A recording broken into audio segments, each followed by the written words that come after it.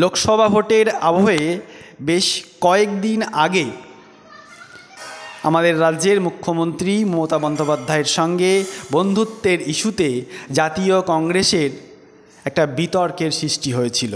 তবে বিতর্কটা অন্দরের হলেও খুবই ছোট্ট একটা বিতর্ক, সেটা সবার সামনে কিন্তু চলে এসেছিল। কী সেই বিতর্ক? না, জাতীয় কংগ্রেসের সর্বভারতীয় সভাপতি মল্লিকার্জুন খাড়গে তিনি অধীরবাবুর উদ্দেশ্যে বলেছিলেন যে জাতীয় কংগ্রেসের সিদ্ধান্ত নেওয়ার ক্ষেত্রে অধীর কেউ নন, দলের হাইকমান্ডই শেষ কথা। দলের হাইকমান্ডই শেষ কথা, কেউ যদি না মানতে পারেন তাহলে দল থেকে বেরিয়ে যেতে পারেন।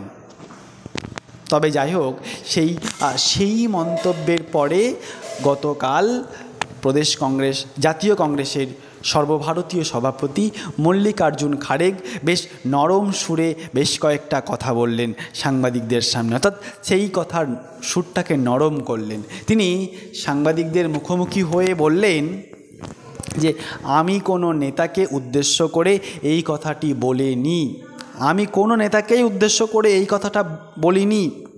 কেউ কেউ রং চড়িয়ে বেশি বেশি করে বলার চেষ্টা করছে। তবে যাই হোক, এটা হবে না, কারণ কংগ্রেস একটা মজবুত দল, এটা হবে না। যাই হোক, তিনি সুর নরম করেছেন। তবে সেই যে শনিবারের মন্তব্যের জেরে অধীরবাবুও কিন্তু একটা মন্তব্য করেছিলেন। মন্তব্য ছিল এটাই, তিনি বলতে চেয়েছিলেন কংগ্রেসকে কেউ খতম করবে এটা কিন্তু আমি মেনে নেব না। আমার রাজ্যে কংগ্রেসকে রক্ষা করার লড়াই, এ লড়াই আমি থামিয়ে রাখতে পারি না।